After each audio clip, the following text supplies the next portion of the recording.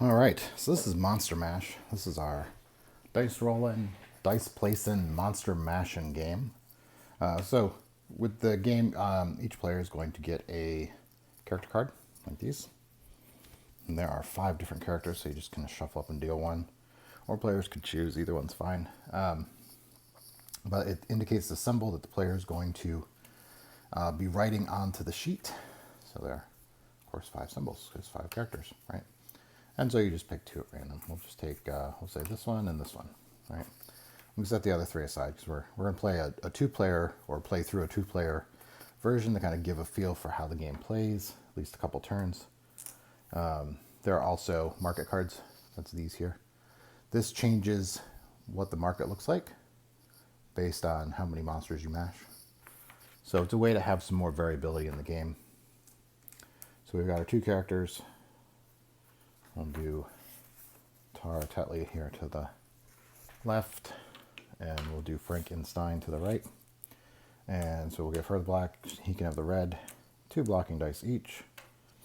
And so the blocking dice really are there to disrupt what the other character is trying to do, or the other player is trying to do on their turn. So I think we said red over here, black over here, because black tea, right? Let's put those over here. There we go.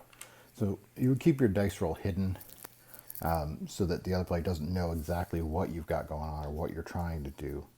So each character, though, does have specific goals, right? So like Frankenstein, he's looking to every Frankenstein monster that he mashes, saving a city or saving towns is worth 1 extra point. He also gets 3 for having the most werewolves. And if he's over in the Gilman area, Gilman, he gets a bonus to his die value, right? So that's kind of cool. And Tara Tetley over here, she's a fan of these guys. Like the Gilman gets 3 for the most vampires, gets +1 to her dice up here at mummies. So when you're playing, some of the time it's good to throw a blocking dice on another player's preferred area or one of their preferred areas to maybe disrupt what they're trying to do. So we can do that with Tara. We'll go ahead and put a blocking dice here on Frank. So now anything placed on Frank after this 5 has to be 5 or greater. Fortunately, Mr. Frankenstein does have a 5, so he could place a 5 here. So back, it's over to Frank. So we'll go ahead and do that with Frank, right? He needs to get in there. Get some monster mash in action happening. So the blocking dice stay put till the end of the round, and then you pull them off. The player dice, you can take those off at any point. So she has 1s and 2s. She probably needs to go ahead and get in on some, let's get in on some vampires. Why not? Actually, we'll do this. And so when I take this off, I can actually do one of these actions. It may affect my other die or may affect something else. So we'll see what this guy wants to do. He's looking to do more Frankenstein, but he can't. This is 3+, 4+. So he could probably go do werewolves. Go do werewolves. We'll put them over here. Why not? So for her, we're looking to disrupt the werewolves maybe some more. We could go ahead and throw another block over here. It's going to be his turn. He can place more dice, or he can take some off, right? He could go ahead and take this Frankenstein off or take that one off.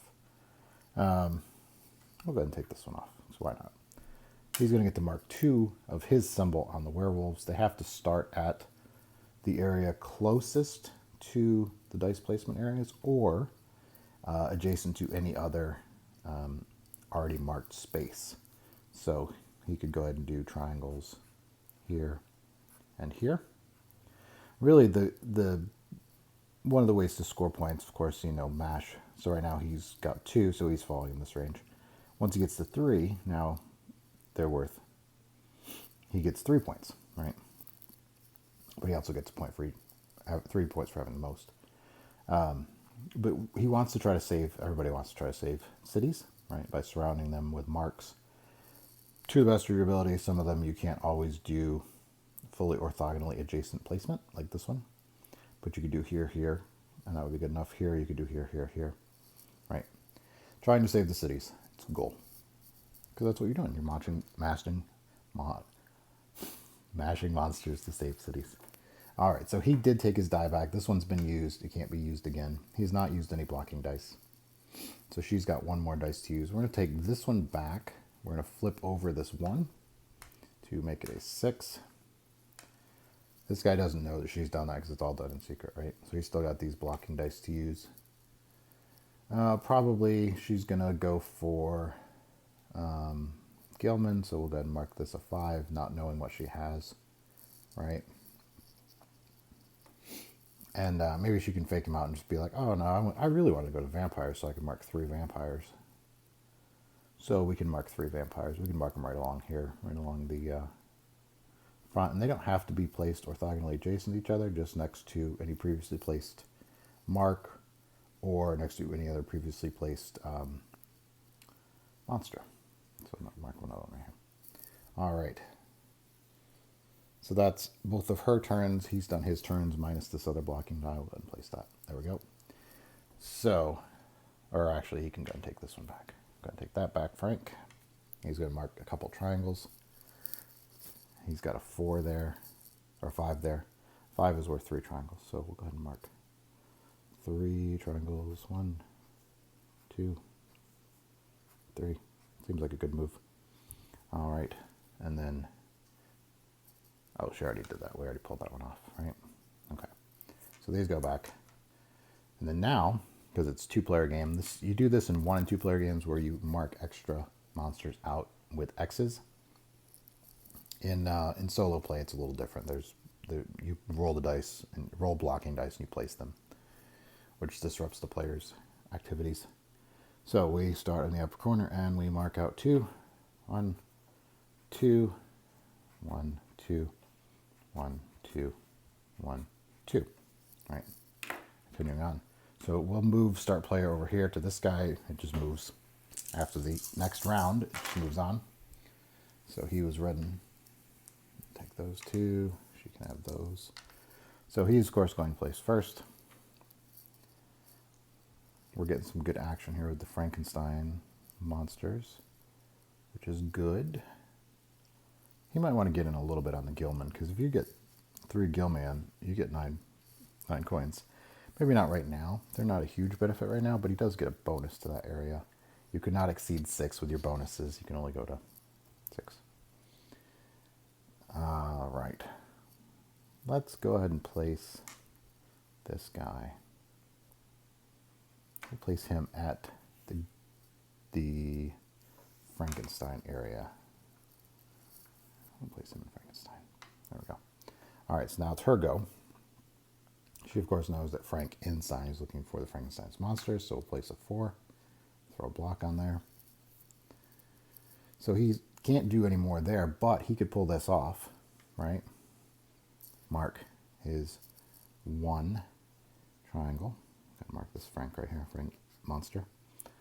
And now it's his turn's done. So she could then, if she wanted to, go ahead and block again, which was probably a smart move. That keeps him from doing anything else in that area. So now she's done for that turn. This thing's been spent. You still have a 6. We got some werewolves happening. She doesn't seem to be interested in the werewolves, but she seems very interested in these vampires. So let's get in on the vampire action. So now it's going to force Tara, if she wants to place here, to place a 6. She can't place anything lower. And so she's looking for the most of those guys, but she doesn't necessarily have to do that. She can go over here. And so now he's got blocking dice. We can go ahead and block up these vampires, right? And then Tara will go ahead and place her other die. Yeah, that's fine. We'll go over here to Gilman. Oh, I can't place it there because it's already a 6. What I can do is pull this 6. Go ahead and mark the hearts, right? So she can mark 3. And again, they can be placed next to other X's or along this top row. We do want to try to place them next to the villages because that'll get us 1 point per monster on the villages. So we'll do 1, 2, 3. There we go. Tara, good job. All right, so she does have 1 more die. He has 1 more die. I'll go ahead and put a 3 here just to be a disruptive force in nature. All right, so she gets her last die it is a 3, which is fine. So she can place her 2 hearts. So if she wants, she could do 2 hearts this way, 2 this way, 2 down here. Probably do the 2 down here because we're going to get some X's, right? So we're going to pull that. His last move is pull this and mark 3 vampires with triangles, right? And so one of the moves is to try to surround these villages, right? 2. I'm going to put 1 here.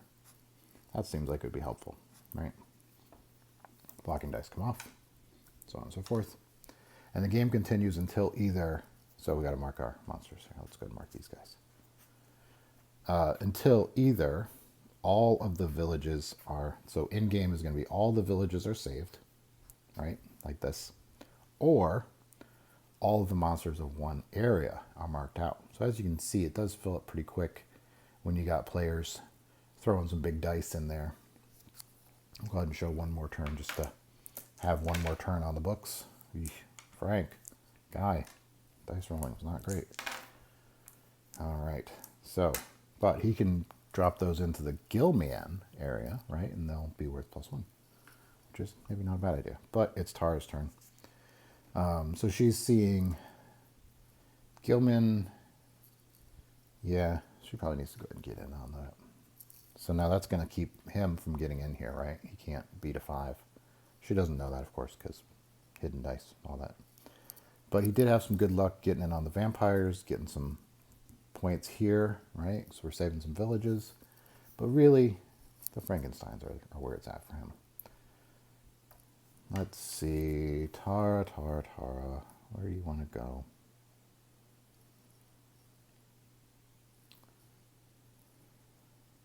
Right now, she has the most vampires, but that doesn't mean it's going to stay that way. So we'll get on some more vampires, because that's going to open up a couple more. She can do 1, 2, 3 here, and then those guys are all connected to saved towns.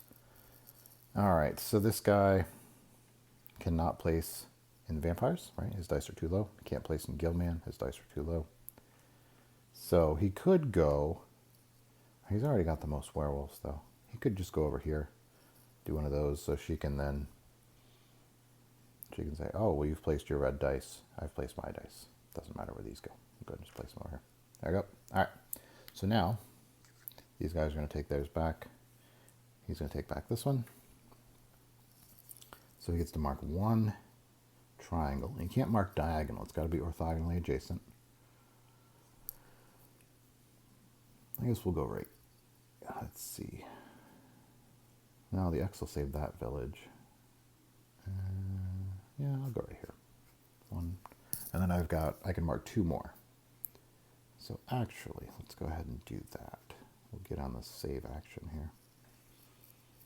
All right, and then, so she would have gone, here, let's do that correctly. Okay, there, now. She could do this one first, all right? Doesn't matter for her. So she's got to mark 3 hearts. So we're going to mark heart here, right? Try to save some villages. Yeah, there we go. All right, so now all 4 of these villages are saved. Cool. So then he'll do his 3. All right, that's those 2 that we marked already. And last but not least, she'll take her 3 more hearts over here in Vampire Land. So she could do, of course, throw 1 right here because it is orthogonally adjacent and it saves 2 cities, right? Or is in on saving 2 cities. 1, 2. And then she can't place here because it's diagonal, but she could place here. There we go. Get our 2 X's. 1, 2, 1, 2, 1, 2. Ooh, Frankenstein's monster filling up fast. 1 and 2. And 1 more. And 1 more. So you always fill in the leftmost open space, starting at the top, working your way down. All right, so that is Monster Mash. So if the game were to end now, right now she has the most of these guys, which she doesn't have a benefit for that. She does have the most Draculas, though, so she'd get 3 points there, and she's marked 1, 2, 3, 6 Draculas, so she would get 3 plus, so she'd have 6, and then with these guys, she's got 1, 2, 3, 4, 5, 6, 7, 8, those guys. So that would fall into 5 plus 8 for the monsters. And then you also get a point for each orthogonally adjacent symbol that matches a saved city. These cities are all, of course, saved. These are not. And so she'd score some points that way. Nothing, nothing. And for him, he would get points for the most werewolves because he has only werewolves there, right? And so that's 2. So that's actually worth 0 right now. Could be worth more in the future, right? If he gets 9, he's got to get a bunch in there.